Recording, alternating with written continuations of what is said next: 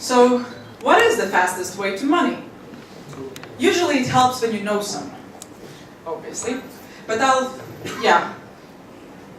tell the methodology how to go with this. So, there are around like 50,000 venture capital firms across Central and Eastern Europe. And they're all around the internet. Like seriously, it's like you go LinkedIn, you go AngelList, you go whatever, Google, you found thousands and thousands of investors. How many of you know Techstars open investor database? Okay, so this is a homework for all of you guys. So if you want to see how many funds invest in Europe, seriously, Google that stuff. Techstars has compiled a list of investors who invest only in Europe. It's super relevant for you. They have like deal sizes, portfolio sizes. This is something you should take into account. And then from getting all of this, bunch of investors, you need to gradually process that. And I'm going to cover how to get from this, myriad of investors' names, emails, how do you get those in the pipeline and from the pipeline to a deal. All right? Okay? I hear you nodding. Very good. So the next step, obviously, is identifying the right investors. Because as I mentioned before, all investors have a strategy. They do have some sort of a way how they invest. And it's no use of just writing random cold emails to everyone who is, doing a venture capital, whatever, on their website. This is not the right way to do that. So first you have to understand their investment strategy. Every firm has an investment strategy. It's either in their website, it's somewhere, or it's in a portfolio section. So you can determine that in two ways. First, you look for what the sector is that they invest in, or you look at the previous investments that they have done. It essentially shows, please give the general knowledge of how, what is interesting for them. So yes, it's the geography. Obviously, yes, take into account geographies. Funds are usually defined in their geographies. Like US funds usually invest only in US-based companies, majority of them. Of course, there's a lot of exceptions as well. Then we have a market industry, the investment thesis. So do your homework really whenever you approach an investor. It's really important to understand what they look for, because that's what you need to sort out. Then yes, of course, look at what they actually do, actual data from their portfolio, databases and all that. Also important part is that you need to check if they are even investing right now. So in venture capital you have lifetime of any fund, and it's not like every fund runs forever, right? Every fund has a lifetime, so check if the fund is really deploying the money or is it closed. So do your homework right. So when you have, again, coming back to, whatever, doesn't matter. But whenever you have these bunch of investors and you have actually a list and sort of the green dots between all the black holes, you need to understand how do you approach these green dots. So with green dots here, I mean the investors who invest in your sector, in your sphere, they are actually deploying the money, they look in your market, and all that. So first, get the right interest. We like to say that cold emails don't work, and it's essentially so. I mean, it doesn't mean that you never should do them, but if you can not do them, please do not do them. The best way how to get into an inbox of a VC firm or partner is to get the right interest, to understanding who is the right partner making that decision in the venture capital firm. Yeah, just don't don't do this cold outreach, just randomly sending emails to everyone. Try to get to be introduced to a founder of their portfolio company, to somebody stalk via LinkedIn. LinkedIn is the best. Stalk your way all the way there, and just try to understand how many handshakes away are you from that investor. That's single most. Startup life is all about hustle. I don't need you to tell you about how hard it is. So this is just 2% of how hard it is. I'm just covering that. And so whenever you have a list of those investors who already belong in your list, but now they're investing in what you need in, I would suggest going for a first or a small group of investors. Don't shoot it to every fund in the world that match your criteria. Test this message with 5 investors. Try to approach them, try to get the intros, and only then you can understand how can you proceed further. And for that, the most useful thing is individual forwardable intro emails. And that's one of the tools. And whenever you do those intro emails, it's really important to explain why are you interested in connecting with that person. It needs to be really specific, and you just don't know, I'm raising $500,000, please connect. Like do it like as tailorly made as you can. Like, I have seen you have this in your portfolio, I see you're interested in AI, I have this kick-ass tech from, doing machine learning and yada yada, and then you explain your point in 1 to 2 sentences. And then the next sort of art is moving them through the pipeline. Whenever you have crafted this huge homework, right, when you have done the research, it takes you weeks and days and weeks. And then the most important part is actually to move these investors along the pipeline. How many of you have done sales? Quite a few. If you're a startup founder, usually at some point you are doing sales, and that's normal. That's part of the job. And I have sales background as well, and I like to think about this process as in terms of managing a sales pipeline. It's the same. At first you get a cold lead, then you make it warmer, then you make it a hot lead, and then you cash out money, right? So it's like, I really like to make these simple processes, and here it's essentially the same. So how do you manage this pipeline? So yeah, as you do sales, disqualify as quickly as possible, try to understand how do you manage these people across the pipeline, and yeah, how to do that. Hello gentlemen, we have more. Sorry about this. No worries, I don't mind. I love people joining. So we are covering now how to talk to investors, just in case.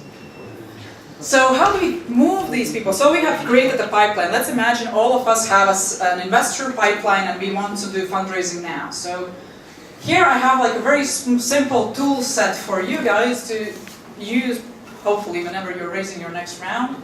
So there are 3 essential tools. It's forwardable intro email, it's a 5-slide deck, and it's a full deck. Here I tell you a little bit about investor deck. Do you know that investor deck and pitch deck is actually not the same thing? I hear you nodding. Really good. For those who didn't nod, it's different. It's not the same.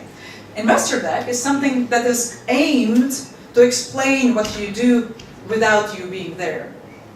A pitch deck is when you have a nice background and you are standing on a stage and somebody is screaming at you, 2 minutes left, and then it's like a pitch competition, right? So that's the essential difference. And here I cover only how you should construct a meaningful investor deck, okay? I think it's really important here. So yes, we first start with a forwardable intro email that we send to this person who can get us in touch with the desired person. So your desired response here is it's like a hook, right? I'd like to learn more. You want to get from this person, okay, this sounds interesting. I want to know something about it.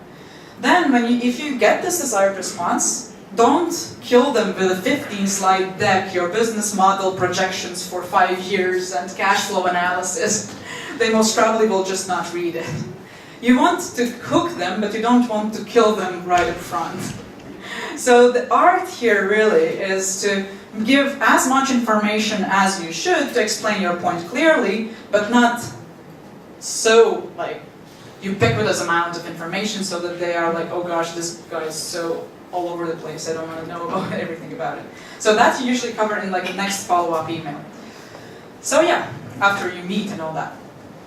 So this is the essential tool set, and I'm going to look over all of these things, that what a successful intro email, 5-slide deck, full deck consists of, so that next time you are making those, you don't make the mistakes usually startups do, all right?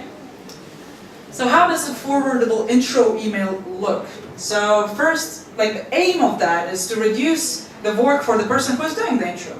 You don't want the person to do the selling for you, you want to give them the message you want other people to know about you.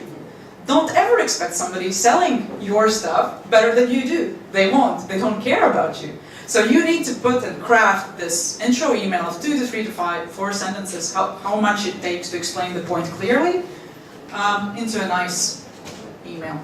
So it should be addressed to the final recipient, just should be done like that.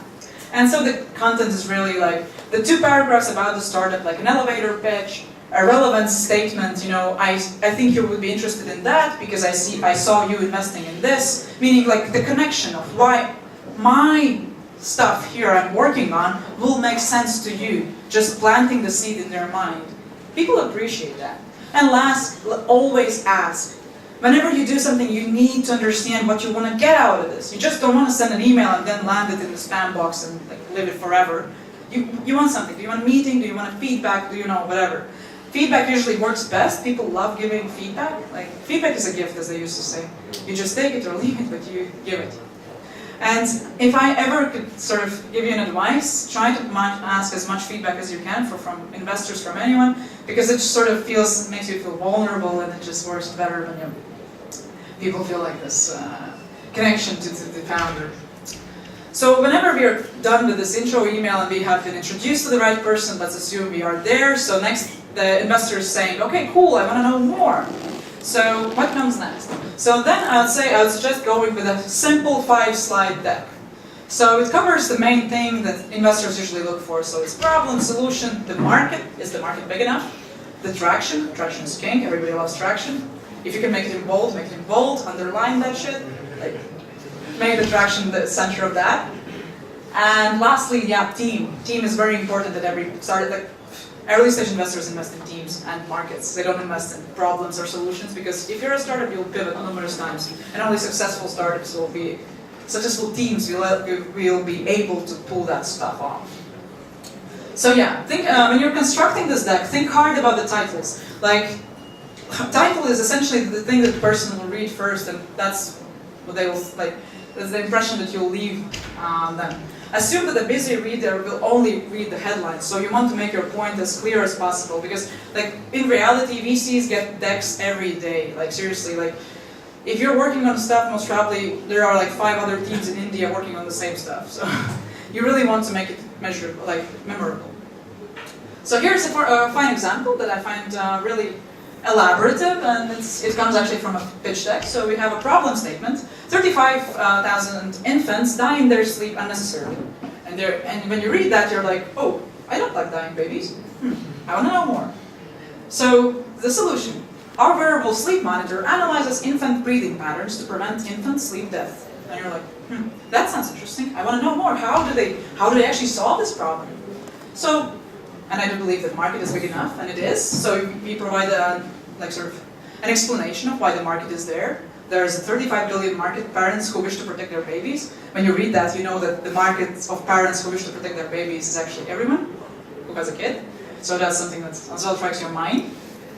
So then, prove on some traction, and yeah, make a bold team slide, not just, here's Diana, she has worked in tech for 5 years, but here's Diana, she used to work at Microsoft, she raised 2 million with her previous startup, she has sales experience. Like, outline these key things that the person has done. Like, just don't say Diana from whatever, tech. So that's really important here. And then when you have the person hooked, then comes the full investor deck. It's like 10 to 12 slides. It's covering the most important information, like just putting down. I love when people take pictures. It proves that it's valuable. I love that. So cool. And my KPI here is like, so everyone pulls up the phone. Awesome.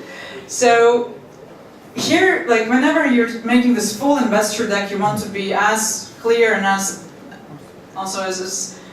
broad as possible, because you want to sell your idea with that. So here's the vision, here comes the problem. Essentially, you have to answer all of these questions when you construct the deck. So yeah, team, king, vision, why do you exist? Very important to underline that. Problem, as well as like, what is the problem you're actually solving? Is it just out there, or is it something legit? If you have a demo, awesome, put it in there. That's the right place to put your product demo in. Don't put it in your pitch deck of 5 slides, like it's not the right place to do that. Then show the traction, the customer user revenue growth that you have already, the marketing and sales, how are you selling, how you intend to sell. Usually for B2B stuff especially, people don't understand how the sales pipeline works. They just assume that everybody will buy my product, but usually it doesn't work like that essentially. So showing already your sales channels, sales funnels, how it will work, usually works really well.